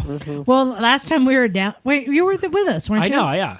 When I'm like, I kind of insisted because I've learned they always have a back room. Yeah. Not everything is on display at the same time, and you have to kind of keep prying and asking to So see the back where's the room. back room? I got to see it. Didn't we see it when we were there? I got to see the back room. Or was Yeah. What was in the back room? The VR 1000 was in the back room. The Britain was out in the front. Yeah. Yeah. The I always Britain ask to see the back room. The Britain has so many more fun colors on it, though. Yeah. No, there was cool stuff there. All right. What do you got? All right, it says, hey, Liza, not sure if you remember me, but I came down before the apocalypse hit back in 2017, LOL, and was honored to be in the audience for the show. So back when we did a popcorn gallery and didn't have 5 people in the room. Hey, I was wondering if you could share some thoughts on the Triumph Rocket GT. I'm considering buying one, given that you and Emma have both worked on countless bikes. I was wondering what your opinion was. Please share your thoughts on the good, the bad, the ugly. Oh, and please tell Emma I said hello. Thanks. Emma, Ken. there's a picture if you want to see. Remember? And there's a picture of That's when we did a West Cliff ride. Yeah. There's photos. Andy in the background, I Yeah. noticed. So I'll be honest. Wow, yeah. I don't know anything about the Triumph Rocket 3 other than it's one of those bikes that if you have a chance to own it, you should own it. Yeah, and I mean, I It's think... just it's a bucket list. Check that off the list bike. It's an engine with wheels. I go burr. No. What size are they now? Is it 20? Is this a 2,500 now. I thought they were. Yeah. Okay. So 2,500 cc. Yeah, it started- Charlie, 2,500 cc bike. Yeah, it goes burr. So and funnily enough, there is nothing massively complex about it. It's just a big brute of a bike. I highly recommend you get one. My only argument against the old Rocket 3, That was a 2,300. 2300, Yeah. was they were a little peculiar looking. These are beautiful. But the the GTs and the sports are amazing looking Yeah, bikes. they are great looking. And they're only, I mean, comparably, only 23.7. I mean, Well, compared I to mean, like a compare that to Harley money. exactly, or a GSA. Yeah, it doesn't matter if it's a good bike. There's- It's cool. There's the thing I like. There's a locomotive look about them, which I think is very appealing. Yeah, buy it. You will not regret it. In fact, And bring it here and let us ride what's it. the value like on those? Has the value gone up like it does on some bikes? Like No. no. You can pick up early Rocket 3s quite cheaply. Okay. It's like Valkyries. You know, it's very singular bike like a Valkyrie. I always like those too. Yeah, Valkyries, they're a little peculiar looking, but they're a good looking bike. But you can pick up a decent Valkyrie for about $5,000 these days, same as an early Rocket 3. Well, and they're just not like super desirable. Like, it really needs someone that wants to buy one. Right. Like, Well, if you look at all of the very large, extremely large displacement bikes, like over, over 1,000. standard, like no, Yeah. well, I mean, any of the large bikes, this is one of the best looking. I mean, when you're talking like the Boss Haas, the Valkyrie, this, like there's how big's a Diavolo? I don't think it's that big. No, it's not. But that the big. ones that are like extremely big, this is the best looking. Of And them. a lot of thought went into it. And make no mistake, you know, that Rocket 3 engine's been around for nearly Yeah. 20 years. Here's a 2011 for $69. Yeah, there you go. Nice. What? Yeah. Wow. Cool. So yeah, I put my stamp of approval on that. So 18 for $13.9. That's Yeah. Yeah. And I mean, if you don't like it, you could just sell it. Yeah. Like, Yeah. No, I think it's cool. And you know, there's something very special, even after all these years, about English bikes. Mm-hmm. Every English bike that rolls off the line, there's something quite special about it. And I'm not just saying that as a Brit. And you want to talk about true future collectibles, that's it. I mean, you got to give it to the Triumph company for keeping that same je ne sais quoi Yeah. from the old company to the new company. Right, exactly. I mean, when you ride a Triumph, when I sit on my Trident and ride it down the road, if it doesn't blow up, you feel so special on a Triumph. Mm-hmm. You know, you really are. feel And you it when I pull ride up at a bike night on a Triumph and it's a Triumph. Yep. You know, Get it. I usually get crazy limey and stuff So like get that. it and write it here so we can all take turns. Absolutely. Well, no, get it and ride it here and come down and say hi, because Yeah. it's been 5 years. Yeah, come on back. Yeah. All right. You got one there for us. Yes. This is from Parker Pribino or Hi, Pribino. Parker. Hello, Misfits. I was wondering what you carry on your bikes for a toolkit. What are your must-haves? I have attached a picture of mine. I'll be adding a CO2 tire inflator, and I also carry a compact socket set on out-of-state trips. Just before I continue on with this email, I want to mention airline tubing has become part of mine. In case you or your friends run out of fuel, you can siphon it from one bike to another. Jeremy. Multiple times on our trip, and you can get it for like $3 on Amazon. So that's a good one for me. This could be a whole. I'll tell you the best tool that I carry is Jim's phone number. I carry Emma's. That's even better. Yes. Okay, so on a completely unrelated note to emergency bike repair, I recently reacquired my first motorcycle. When I was 17, I sold it back to the person I had originally purchased it from. It then sat outside without being touched for 8 years. After a tree fell on it, I was told that I could just come and take it, otherwise it would be scrapped. I'm happy to say, after a good bit of work, it's now back on the road. Unfortunately, it will never be a good, reliable bike again. There are some angry gremlins in the electrical system, among other issues that aren't worth the time/money to repair. I'm good with electrical and like sketchy stuff, so I don't mind. And then it says in parentheses, see light switch ignition just behind the carburetor. I'm also lucky enough to have another bike that is reliable to take on trips. This bike has now been named Lil Sketchy. Thanks, guys. Parker. You know what that bike is a perfect candidate for? Milk crate. Absolutely. Yep. Yes. I read light switch ignition just behind the carburetor when I was reading the email before reading it aloud, and my eyes just went so wide. But he wants to know about tools. Emma, do you carry tools on your bikes? Funnily enough, I rarely do. I've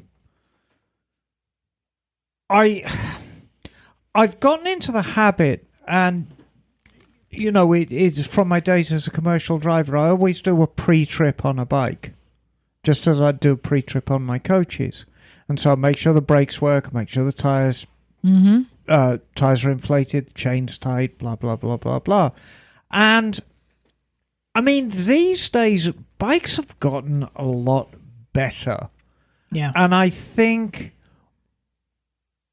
with the exception of a puncture, I'm not sure what kind of catastrophic failure, and I'm talking about bikes that are reliable. Well, and like that's where a puncture kit and a way to right. But aside from that, well, it depends if you're riding the street or out in the dirt. Also, out in the middle of nowhere. So he does have a Allen set on his thing, but I really love what I use all the time from our bike repair kit is our socket Allens. Having that easily accessible is super easy, and we just have a little bag with our socket set, and then our normal sockets and our socket Allens. Incredible. So I'll be honest, I own a bunch of like tool kits for motorcycles. I tend not to take them because when you just like, I'm gonna just grab a Leatherman, it's never enough to do the job, and then I go down a rabbit hole of bringing too many tools because you start thinking of all the things. And I'll be honest, the last few times I thought I should just take something just in case. It's never been anything more than zip ties and duct tape. Right. So on my That's it. adventure bike, which I built a pretty substantial little toolkit, but I'm riding it in scenarios that like I might be away from people, and I know I may crash the bike and actually need to do repairs to get home. And so that I have a Leatherman on the bike. I have like a little stick of JB Weld, and then I like to keep metallic zip ties. Yep. So you can like zip tie onto an exhaust, and then I'll carry like some safety wire. Yeah. Because the reality is, I think for most of us, we're not going to actually repair the bike. You're trying to get home. You're trying to get home. And duct tape and zip ties. Often those metal ones are fire. And you got to get those. I absolutely agree with Liza. It's so easy to get caught into the I'm just going to take the Leatherman. And then before you know it, you've got this giant toolkit on the back of your bike. And it's too much. The best thing in Charlie's quote repair kit is his Garmin InReach, so that he can send me a text that he needs me to pick him up, or that he can call a helicopter if he needs it. However, and a credit card and a AAA card. I will tell you what I do carry on all of my bikes, in the trunk of my beloved Jag, and every other vehicle I own. It's first aid kit. Yep. I also have that. I have that too. Yep. Every single one. Because at the end of the day, if you crunch your bike, it's a phone call away. Or, go get help away if you're not in. But if you, theoretically, you could cut yourself badly enough on Highway 25. Yep. And you know what'll fix that? Duct tape. That you would bleed out before help arrives. So you need a decent first aid kit. And that might just mean duct tape and a ripped part of your jeans. And helicopter insurance is awesome to have and very cheap. Right. A good one is eye wash, because the motorcycle has chemicals. Yeah, I'm on my KTM's, just a little folding Torx kit will tighten most things up, but I've never really, I don't think we've pulled out toolkits very often and had to actually fixing so much. I had to fix something on my friend Prema's bike last weekend when we were doing a little adventure ride. He dropped it, and how the gas tank has two fuel lines, and one of them goes over whatever, and he dropped it and it touched the engine, and it melted it. So we actually had to patch the fuel line, and then we actually broke it more and then used JB Weld on the T fitting, but then it got us home. Yeah, when I was in the desert with Jim, JB Weld saved me because I punctured one of my timing case covers, and it was squirting oil. I especially recommend Steel Stick, which cures in an hour. Yep. That stuff's great. Yep. That stuff is great. And so we used the Steel Stick, and then we just let it sit for an hour so it would cure in time, because fuel was running through it. Then you don't want the Steel Stick getting in your engine. Yep. But Yeah, I'm glad you agree with me, Emma. I always go down the rabbit hole of trying to bring too many tools. Yeah. The reality is, your credit card is the best tool, right? I still say that airline tubing, that was such a That's a great good thing to one. have, and it packs up super tiny. It's super cheap, and just having some clear tube that you can get gas from one bike to another. Also, is just a great tiny thing to have. Just objectively looking like, what am I going to be doing today? Like when we've used airline tubing, we were basically touring with friends, and one of them had a smaller gas tank, so we had a siphon. And look at possible like scenarios. And it's like, if I'm just going to go to Starbucks or like to Alice's restaurant or like whatever, you're just doing a basic street ride. You just need a cell phone. Yeah. Well, it was a good question. Thank you for sending that in. And if you have a question or a tell me why, Ain't nothing but a fart ache. go ahead and send it to. You have two options now, you guys. You don't know this yet. So recyclemotorcyclegarage@gmail.com or motorcyclesandmisfits@gmail.com. Can you believe it took me that long to get a simpler email? I know. Wow. Well, that's okay. Or you can just go to motorcyclesandmisfits.com and click on the contact us button. And it'll also, a lot of people have been using that. I think it's just easier when you search motorcycles and misfits. Comes right up. And what else? I mean, you can follow. What's yours, John? Big Thumpers? Yep. BigThumpers.com. Well, guess what? I've got a link to bigthumpers.com on our website Wow. as one of our partners. You've grown my cockles. I also have a link to not Emma's website because she doesnn't have one. Yeah, But- but you can follow me on But Instantgram. I found your local Chamber of Commerce gives your information with your address and phone number, and I put the link to that. Yeah, and by all means, follow me on Instagram. Yeah. Emma Booton, 1962. I guess I should- EMMABOOTON 1962. I guess I could put a link for that. Yeah, and it's always nice to have friends, and everything I do at Motortown, I pretty much post on Instagram if it's worth posting. Well, do you know what else there are links to on our website?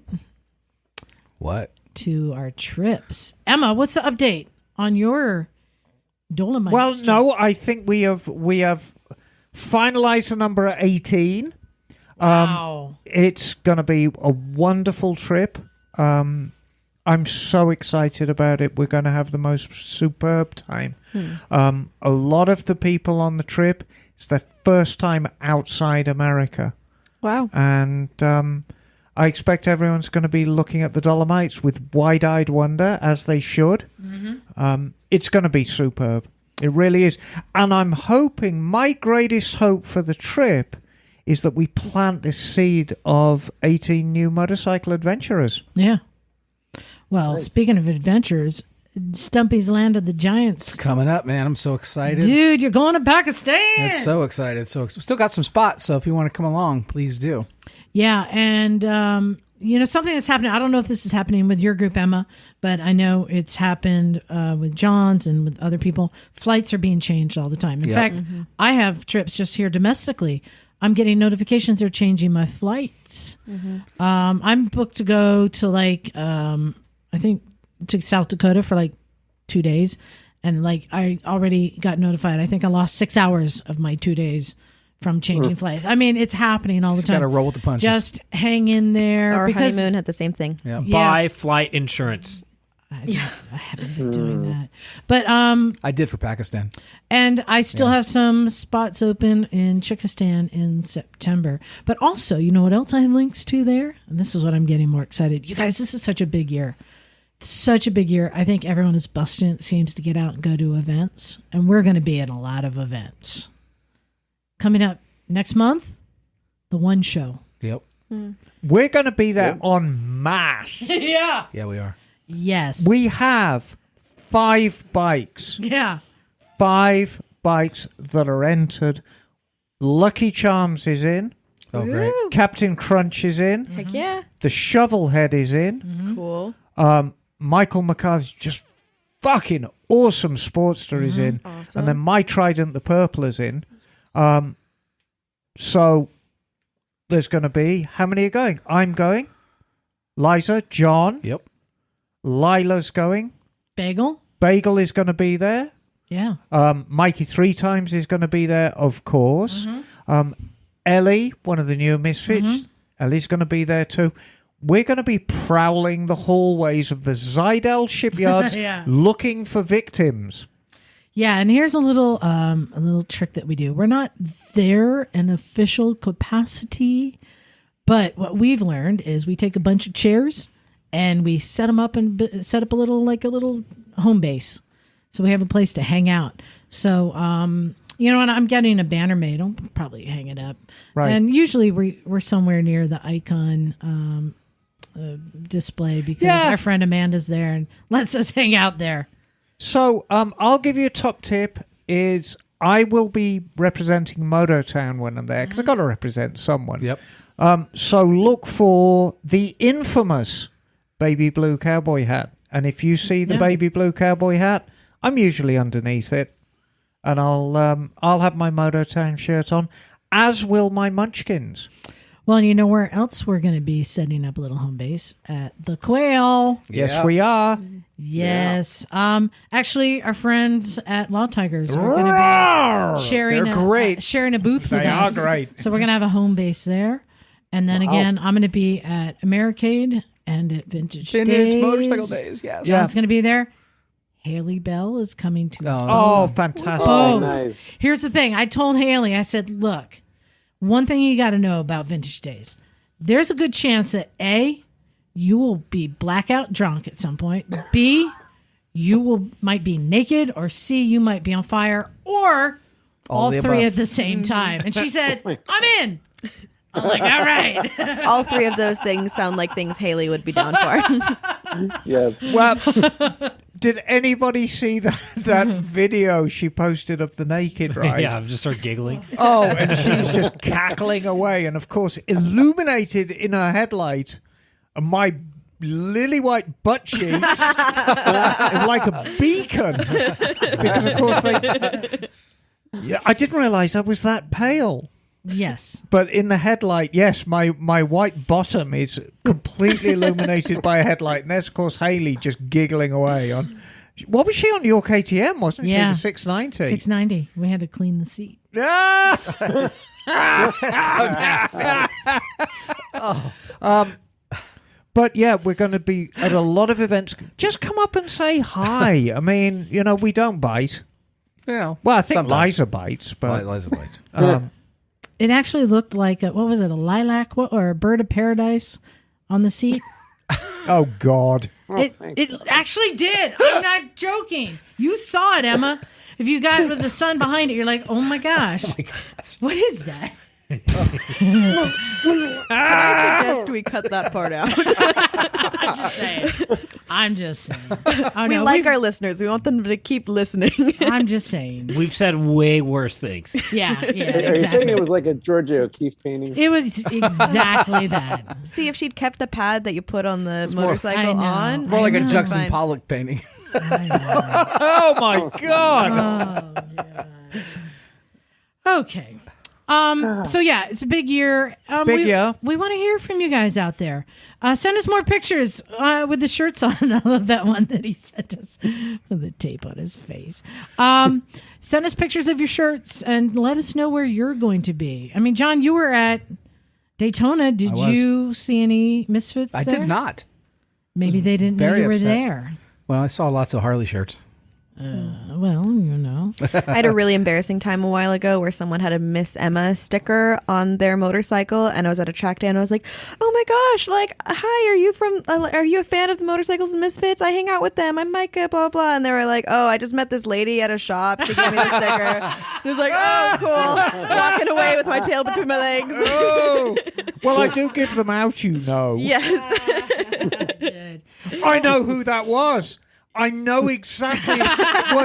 Was he riding a black and lime green Triumph? Yes, he was. I Yes, know he who it was. Actually, he's a very, very nice young man, but I'm sure sort of bound him towards him, going, ah! Yes. That's funny. Well, hey, I wanted to thank Charley and Mycah for hanging Super with us fun. today. Jim wasn't able to make it, and Because he's lame. yeah, well, No, because he's like, me and Jim are going on a date next Saturday. la la la. We're going to Well, eat Italian Jim made food me and dinner then, this week, and it was awesome. Well, tra-la-la. Well, we're going to an Italian restaurant, and then we're going to burlesque. Let me tell you, Jim invited me over to his house, and I showed up, and he had one of my favorites, the sautéed Brussels sprouts going, caramelized. Nope. And then he had, I kid you not, he had he was baking in the oven, stuffed pork chop. Oh, Love God. that. Then he had outside, he had the grill going for the clams and oysters. Oh. And then he also had a table set up with the deep fryer for the deep fried shrimp. And this is just for you two. Damn. That was just me and him for dinner. So what exactly Having did a he want feast. from you? I was on the seafood duty. He was inside doing other stuff. And I'm like, this is the thing. We both love the same food. And we just sat there. And it's like, when you give me seafood, it's like, this is my job. I'm going to eat it all. You are on the seafood diet. You see food, you eat it. Exactly. But thank you guys for staying. It's always great to have you guys come back and check in. And especially thanks to our Patreon subscribers. Yes. Who are easily the greatest human beings on the face of the planet. By Yeah. far. Yeah. And you know how we'll be able to notice them when we're out at these events? They're going to be wearing that new shirt. They are indeed. They are. So- And my offer to them, if you are a Patreon subscriber and you have been blocked from doing an Ask Miss Emma because it's closed, when we're at the one show, come up to me in person with your Ask Miss Emma questions and I will answer them on the spot in real time. And Excellent. especially big thanks to all of our listeners. Yep. I don't know if you guys know this, but we've had an uptick in listens this year. Heck yeah. And we want to keep growing. So what I'm asking our listeners to do is share it with somebody. We'd love it if you could do a review, whatever listening platform you use. Right. Or share it on social media, but let's get the word out there. Yep. We want to keep growing and providing good content. So thank you, everyone. I love them all, you know. Make sure you like our Facebook and go to our YouTube and Instagram. The And tube of views and Instantgram. Remember to like and subscribe, you guys. exactly, Charlie. Smash that Two. like button. That's exactly it. Well, thank you. I think it's time to get out of here. Who knows what kind of storm? I've been watching the plants Yeah, I know, it's outside crazy. waving past the window. Oh boy. So thanks, everyone. This is Liza. Stumpy John, go Ukraine. Emma, darling. Charlie. Mycah. Bagel. And we are out of here. Cool. Cool.